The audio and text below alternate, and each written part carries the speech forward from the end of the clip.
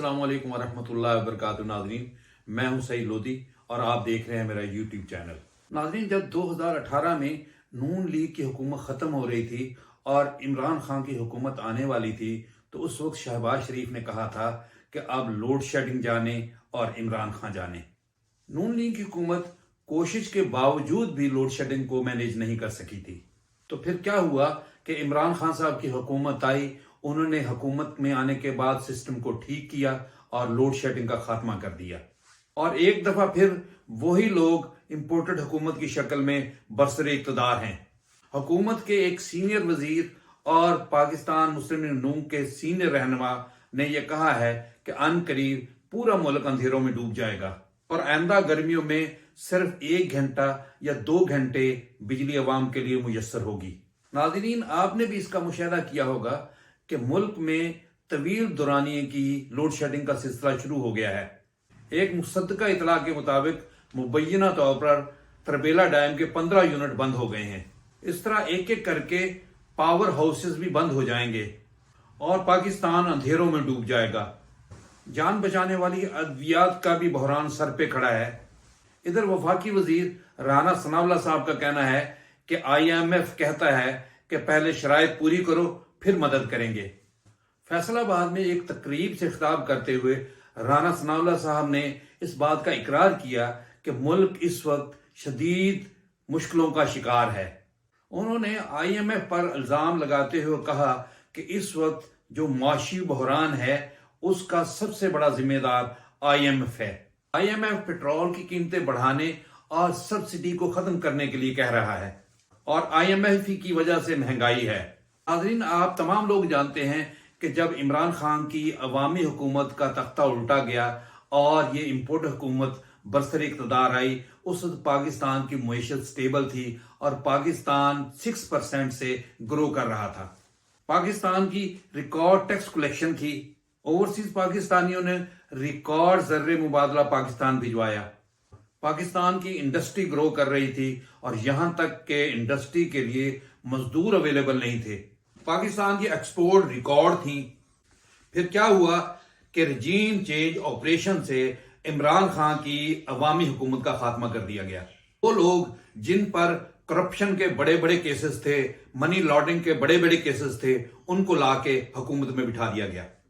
ये PDM की imported हुकूमत जो 13 जमातों के भानपति के कुनबे से बनी थी, उनको बरसरे इक़्तिदार ला दिया गया और इस हुकूमत की तरजीहात वो मईशत थी ही नहीं। इस हुकूमत की तरजीह में तो ये शामिल था कि NRO 2 के जरिए से अपने तमाम करप्शन के केसेस माफ करवाए जाएं और आइंदा एहतसाब के अमल को मुल्क में नकारा बनाया जाए और ऐसी कानून साजी की जाए जो इनको और इनकी जात को फायदा पहुंचाए। इनकी तरजीहात में शामिल था कि पाकिस्तान के सबसे मकबूल कौमी लीडर और उसकी पार्टी को तोड़ा जाए। शुरू में इन तमाम 13 जमातों ने बयक जुबान होकर इमरान खान के खिलाफ ये शोर गोगा किया कि जी इमरान खान के खिलाफ करप्शन की इंक्वायरी शुरू कर रहे हैं और बहुत से केस करप्शन के सामने आएंगे, लेकिन कुछ हाथ ना आया। इसके बाद इन तमाम 13 जमातों ने मिलकर इमरान खान के खिलाफ तौहीन मजहब के झूठे इल्जाम लगाए। तौहीन मजहब के झूठे इल्जाम के जरिए से इमरान खान की जान लेने के लिए भी साजिश की गई। इमरान खान और PTI के बहुत से रहनुमाओं के खिलाफ बहुत से झूठे मुकदमात का इंदराज किया गया, यहां तक कि इमरान खान के खिलाफ गद्दारी जैसे खतरनाक मुकदमात का भी इंदराज किया गया। वजीर दाखिला साहब अक्सर इमरान खान को बेशर्म, घटिया आदमी और कहते हैं कि जी ये नौजवान नस्ल को गुमराह कर रहा है। गलीज और गंदी वीडियो मंजर आम पर लाकर आपने नौजवानों को कौन सा अच्छा सबक दिया है? मॉडल टाउन में निहत्ते, बेगुनाह और हामला औरतों पर गोलियां चला के उनको कत्ल करना ये कोई अच्छी सियासत थी? नाज़रीन, जिन लोगों ने भी इस मुल्क के साथ खिलवाड़ किया, जिन लोगों ने भी इस मुल्क की मईशत को तबाह किया, जिन लोगों ने भी इस मुल्क के अवाम के साथ ज्यादती की, जुल्म किया, इंशाअल्लाह वो वक्त करीब है कि जब अवाम जो है इंतखाबात में इन लोगों का गिरेबान पकड़ेंगे और इनको शिकस्त फाश देंगे। मुल्क में सारे मुहासबे का निजाम बेशक खत्म कर दो, लेकिन अवामी मुहासबे से नहीं बच सकेंगे। अल्लाह ताला ने ही इमरान खान को ये शोहरत, इज्जत और मकबूलियत बख्शी हुई है। क्या दुनिया में किसी इंसान के अंदर ये जुर्रत और ताकत हो सकती है کہ وہ اللہ تعالیٰ کی دی ہوئی شہرت اور عزت کو ڈیفیم کر سکے۔ امپورٹڈ حکومت کے پاس صرف ایک ہی طریقہ کار ہے اپنی دوبارہ کھوئی ہوئی فیم حاصل کرنے کا، اور اپنی تمام کرپشن کا عوام کے سامنے اعتراف کریں اور عوام اور اللہ تعالیٰ سے معافی مانگیں اور آئندہ نہ کرنے کا یقین دلائیں، اور جو ملک کی دولت لوٹی ہوئی ہے وہ ملک کو واپس کریں۔ بے شک اللہ تعالیٰ معاف کرنے والا ہے، اور پھر دیکھیے کہ پاکستانی عوام آپ کا کیسا استقبال کرتی ہے۔ ورنہ یہاں آپ قانون سازی کر کے NRO 2 لے کے اپنے کیسز معاف کروا سکتے ہیں، لیکن اللہ تعالیٰ کی عدالت جہاں ہم سب کو جانا ہے بہت بڑی عدالت ہے، وہاں کسی کی نہیں چلے گی، اور یہ حساب وہاں جا کے آپ کو دینا پڑے گا۔ حاضرین، ادھر تحریک انصاف کے منحرف ارکان اور رہنماؤں نے نئی پارٹی کے قیام کی تیاریاں شروع کر دی ہیں اور مختلف آپشن پر غور شروع کر دیا ہے۔ ناظرین، ایک رپورٹ کے مطابق PTI کے منحرف اراکین، جن کی تعداد لگ بھگ 40 کے قریب ہے، اور اس میں پاکستان مسلم لیگ نون کے کچھ جو ہے ارکان پارلیمنٹ، وہ انتخابات سے قبل اس میں شمولیت اختیار کر سکتے ہیں۔ ناظرین، سننے میں یہی آیا ہے کہ PTI کے 22 ارکان، جس میں علیم خان، جہانگیر ترین اور چودھری سرور گروپ ہے، اس کے اراکین کو اس پارٹی میں کلیدی عہدے دیے جانے کا امکان ہے۔ ناظرین، ذرائع کا کہنا ہے کہ اس نئی جماعت کی قیادت PTI پنجاب کی ایک سابقہ اہم شخصیت کرے گی۔ نئی جماعت عام انتخابات میں نئے علیحدہ انتخابی نشان کے ساتھ میدان میں اترے گی۔ نئی یہ جماعت آئندہ انتخابات میں پیپلز پارٹی اور نون لیگ کے ساتھ سیٹ ایڈجسٹمنٹ کے تحت انتخابات میں حصہ لے گی۔ ذرائع کا کہنا ہے کہ یہ جماعت PTI کے مضبوط حلقوں میں اپنے امیدوار کھڑے کرے گی، اور کوشش کی جائے گی کہ پنجاب میں یہ 40 سے 45 سیٹیں حاصل کر سکیں، اور کوشش کی جائے گی کہ قومی اسمبلی میں 15 سے 20 سیٹیں حاصل کر سکیں، اور پنجاب کا اگلا وزیر اعلیٰ لے کے آنے کی سرتوڑ کوشش کی جائے گی۔ ناظرین، پاکستان کے وزیر خزانہ جناب اسحاق ڈار کا کہنا ہے کہ پاکستان کے زر مبادلہ کے ذخائر 4 ارب ڈالر نہیں بلکہ 10 ارب ڈالر ہیں۔ انہوں نے کہا کہ پاکستان کے واجب الادا قرض وقت پر واپس کر رہے ہیں، اور پاکستان کے زر مبادلہ کے ذخائر بہت جلد دوبارہ مستحکم ہو جائیں گے۔ اسحاق ڈار نے مزید وضاحت کی کہ پاکستان کے کمرشل بینکوں کے پاس 6 ارب ڈالر وہ بھی پاکستانی کے ہیں۔ ان کا کہنا تھا کہ عالمی ادارہ مالیاتی IMF کا وقت بہت جلد پاکستان کا دورہ کرے گا۔ جنیوا میں بھی ان کی ملاقات IMF سے ہونے جا رہی ہے، اور وہ آتے ہوئے واپسی پر 3 روزہ دورے کے لیے متحدہ عرب امارات رکیں گے۔ انہوں نے امید ظاہر کی کہ بہت جلد جو سعودی عرب سے فنڈز جو ہے وہ پاکستان منتقل ہو جائیں گے۔ پاکستان کے موجودہ آرمی چیف بھی گزشتہ دنوں معیشت کی بحالی کے سلسلے میں سعودی عرب کا دورہ کر چکے ہیں۔ رپورٹ یہی ہے کہ پاکستان اسٹیٹ آئل قرضوں کے جال میں پھنس گیا ہے۔ ناظرین، ایک رپورٹ کے مطابق پاکستان اسٹیٹ آئل PSO اور Sui northern gas pipeline limited کو صارفین سے بلوں کی وصول نہ ہونے کی وجہ سے قرضوں کے جال میں پھنسا دیا ہے۔ ناظرین، پاور سیکٹر ماضی میں فرنس آئل کی فراہمی پر PSO کو ادائیگیوں کے حوالے سے سب سے بڑا ڈیفالٹر ہوا کرتا تھا، تاہم اب SNGPL نے PSO کو 396 ارب ادا کرنے ہیں۔ گزشتہ سال مارچ میں یہ واجبات 270.8 ارب روپے کے تھے۔ ناظرین، PSO Sui northern gas pipeline limited کو سپلائی کے لیے بیرون ملک سے LNG کارگو خریدتا ہے، اور اس کے علاوہ ایندھن کی فراہمی پر مختلف شعبوں سے واجبات کی عدم ادائیگی کی وجہ سے PSO کو مالی بحران کا سامنا ہے۔ یہ وصولیاں گزشتہ سال مارچ میں 538.3 ارب روپے کی تھیں، کیونکہ کئی کلائنٹس ایندھن کی فراہمی کے لیے اپنے بل ادا کرنے میں ناکام رہے۔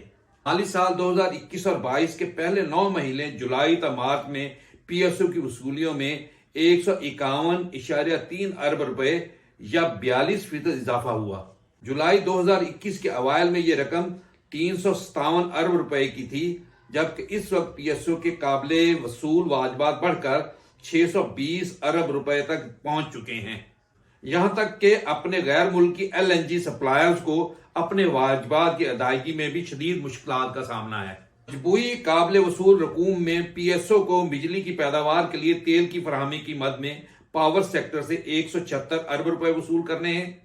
پاور جنریشن کمپنیاں بڑی نادہندہ ہیں جنہیں 146 ارب روپے ادا کرنے ہیں۔ ہیبکو کو 24 ارب روپے کا مقروض ہے، جبکہ کیپکو 5 ارب ادا کرنے کا پابند ہے۔ Pakistan international air lines PIA ایک اور بڑا نادہندہ سرکاری ادارہ ہے۔ PSO قومی ایئر لائن کو اپنے آپریشن چلانے کے لیے جیٹ فیول فراہم کرتا ہے۔ PIA نے PSO کو 23.7 ارب روپے کی ادائیگی کرنی ہے۔ سرکاری آئل مارکیٹنگ کمپنی PSO کو قیمتوں میں فرق کے دعووں کی مد میں بھی حکومت سے 8.9 ارب روپے وصول کرنے ہیں۔ دوسری جانب خود PSO کو بھی آئل ریفائنریوں کو ایندھن کی فراہمی کی ضمن میں 41.38 ارب روپے ادا کرنے ہیں۔ اس پر پاک عرب ریفائنری کمپنی نے 24.4 ارب روپے، پاکستان ریفائنری لمیٹڈ نے 6.1 ارب روپے، نیشنل ریفائنری لمیٹڈ نے 3.49 ارب روپے، اٹک ریفائنری نے 6.13 ارب روپے اور اینار کے 1.12 ارب روپے واجب الادا ہیں۔ ناظرین، PTI کے چیئرمین اور سابقہ وزیر اعظم جناب عمران خان صاحب نے اس خدشے کا اظہار کیا ہے کہ پولیٹیکل انجینئرنگ کے ذریعے سے PTI کو کمزور کرنے کی کوشش کی جا رہی ہے۔ عمران خان کراچی کے وومن کنونشن سے آج ویڈیو لنک سے خطاب کر رہے تھے۔ انہوں نے کہا کہ پنجاب میں مسلم لیگ نون کی حکومت بنانے کی پوری کوشش کی جا رہی ہے۔ انہوں نے کہا کہ مسلم لیگ نون نے ملک کو تباہ کر دیا اور آج ملک میں سب سے بڑا بحران ہے، اور اس بحران کے ذمہ دار ریٹائرڈ جنرل قمر جاوید باجوہ صاحب ہیں۔ ناظرین، یہ پولیٹیکل انجینئرنگ ہی تو ہے کہ لوگ دھڑا دھڑ بلوچستان میں پیپلز پارٹی میں شامل ہو رہے ہیں، ورنہ پیپلز پارٹی نے کون سا بڑا مارکا مارا ہے بلوچستان میں کہ لوگ اس سے متاثر ہو کر دھڑا دھڑ پیپلز پارٹی میں شامل ہو رہے ہیں۔ سب جانتے ہیں کہ سندھ میں جہاں پیپلز پارٹی کی مستقل حکومت رہی ہے، انہوں نے سندھ کے عوام کے لیے کیا کچھ کیا۔ سندھ میں سکولوں، سڑکوں اور ہسپتالوں کی حالت کیا ہے؟ سیلاب آنے سے پہلے حکومت سندھ نے کیا اقدامات اٹھائے اور سیلاب کے بعد متاثرہ لوگوں کے لیے حکومت سندھ نے کیا کیا؟ پولیٹیکل انجینئرنگ کے بل بوتے پر اب پیپلز پارٹی کو پنجاب میں بھی مضبوط کرنے کی کوشش کی جا رہی ہے۔ کراچی میں MQM کے تمام دھڑوں کو اکٹھا اور یکجا کرنے کی کوشش کی جا رہی ہے۔ عمران خان صاحب نے بھی اس بارے میں یہی کہا کہ اگر ملک میں پولیٹیکل انجینئرنگ کی گئی تو آئندہ آنے والی حکومت بھی کمزور بنیادوں پر کھڑی ہوگی اور موجودہ سیاسی بحران جو کا تو رہے گا اور ملک آگے نہیں بڑھ سکے گا۔ PTI کے چیئرمین جناب عمران خان صاحب نے مزید کہا کہ PTI ملک کی واحد سیاسی جماعت ہے جو ملک کو موجودہ بحران سے اور معاشی حالات سے نکال سکتی ہے۔ ناظرین، پاکستان میں ایک طرف سستے آٹے کی جستجو میں غریب آدمی مر رہا ہے تو دوسری طرف اشرافیہ کی عیاشیاں ختم ہونے کا نام نہیں لے رہی۔ زر مبادلہ کی ذخائر میں زبردست کمی کے باوجود حکومت پاکستان نے لگژری گاڑیوں کے لیے LC کی پابندی میں نرمی کا عندیہ دے دیا ہے۔ ذرائع کے مطابق 165 لگژری گاڑیوں کی LC کھولی جائیں گی۔ پہلے مرحلے میں 65 گاڑیوں کی بکنگ کی جا رہی ہے۔ ان گاڑیوں کی قیمت تقریباً 5 کروڑ کے لگ بھگ ہے، جن کی ڈیلیوری مارچ میں ہوگی۔ ناظرین، بزنس اسکاڈر کے ریسرچ ہیڈ کی ایک رپورٹ کے مطابق پاکستان میں زر مبادلہ کے ذخائر 4.5 ارب ڈالر تک پہنچ گئے ہیں۔ یہ ذخائر ملک میں 3 ہفتے کی امپورٹ کے لیے کافی ہیں۔ ری پیمنٹ کرنے کے لیے ہمارے پاس کچھ نہیں ہے۔ ضروری درآمدات میں تیل اور اشیاء خرد و نوش میں بھی مسائل آ رہے ہیں۔ ہیلتھ انڈسٹری میں بھی قلت پیدا ہونی شروع ہو گئی ہے۔ ایسے میں آپ 1.5-2 لاکھ ڈالر کی گاڑی آنے دے رہے ہیں اور اس کے لیے 100 LCs کھول رہے ہیں، اور اس سے کیا اشارہ ملتا ہے کہ آپ کی ترجیح کیا ہے؟ معیشت کی خرابی کی وجہ سے چاہیے تو یہ ہے کہ آپ کو پیسے بچا کر رکھنے چاہیے اور آپ کو لگژری سائیڈ لائن کرنی چاہیے۔ ناظرین، اس سے قبل بھی امپورٹڈ حکومت نے اپنی عیاشانہ طرز عمل اور اپنی عیاشیوں کی وجہ سے ملک کی معیشت کا بیڑا غرق کیا، اور اب یہ تمام ملبہ اپنے پروپیگنڈے سے، جھوٹے پروپیگنڈے سے عمران خان پر ڈال رہے ہیں۔ ناظرین، آخر میں ایک انتہائی افسوسناک خبر، معروف عالم دین مولانا احترام الحق تھانوی امریکہ میں انتقال کر گئے۔ انا للہ و انا الیہ راجعون۔ مولانا احترام الحق تھانوی کے بیٹے محتشم الحق کے مطابق مولانا کی نماز جنازہ اور تدفین امریکہ میں اٹلانٹا میں ہی ہوگی۔ اہل خانہ کے مطابق مولانا احترام الحق تھانوی کینسر کی موذی مرض میں مبتلا تھے اور وہ علاج کی غرض سے 6 ماہ سے امریکہ میں مقیم تھے۔ ناظرین، مولانا احترام الحق تھانوی مولانا احتشام الحق کے بڑے صاحبزادے تھے۔ اللہ تعالیٰ مولانا صاحب کو اپنے جوال رحمت میں جگہ دے اور لواحقین کو صبر عطا فرمائے، آمین۔ اب تک اتنا ہی، اگلی مفید ویڈیو کے لیے پھر حاضر ہوں گا، اجازت دیجیے، اللہ حافظ۔